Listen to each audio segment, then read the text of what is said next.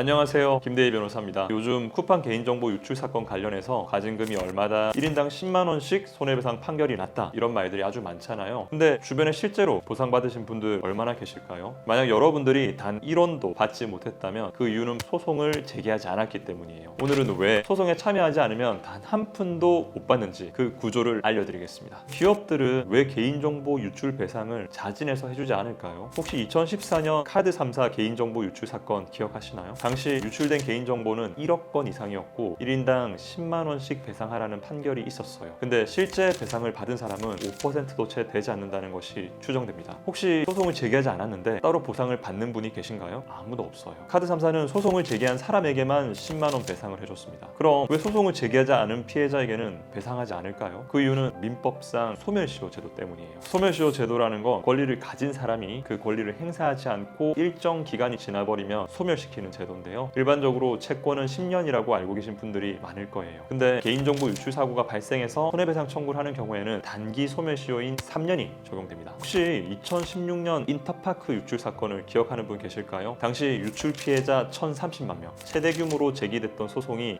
2,400명 정도였어요. 전국적으로 다 따져도 전체 피해자의 1% 미만 수준으로 추정되죠. 그러니까 99%의 피해자들은 단 한 푼도 배상받지 못했던 거예요. 기업들은 소송에서 시간을 끄는 전략을 통해서 어떻게든 3년이 지나가기만을 기다리고 3년이 지나면은 그때까지 소송 제기한 사람에게만 보상해주고 그 전까지 소송을 제기하지 않은 피해자들에게는 소멸시효 지났으니까 배상할 필요 없다라고 하면 끝나버리는 거예요. 이 전략은 아주 오래전부터 반복돼 왔어요. 그러면은 쿠팡 사건은 어떻게 진행될까요? 쿠팡 미국 본사를 상대로 징벌적 손해배상을 제기하려는 움직임도 있고 경찰은 압수수색을 하며 형사처벌 의지를 보이고 있어요. 정부에서도 수백억의 가진금이 부과될 수 있다고 하죠. 그런데 쿠팡이 과연 이런 것들을 겁낼까요? 미국 본사의 책임이 발생한다 해도 회사의 존립 자체가 위협될 정도는 아니고 수백억의 가진금도 쿠팡은 충분히 감당할 수 있어요. 또 형사처벌을 받는다 해봤자 이미 사퇴해버린 사장 개인에게나 위협이 될 뿐이죠. 쿠팡이 진정 두려워하는 것은 피해자들의 단체 소송입니다. 피해자 3,370만 명에게 1만 원을 배상해도 3,370억 원이고요. 기존 판례에서 인정됐던 1인당 10만 원 수준이면 3조 3,700억 원을 배상해야 한다는 계산이 나와요.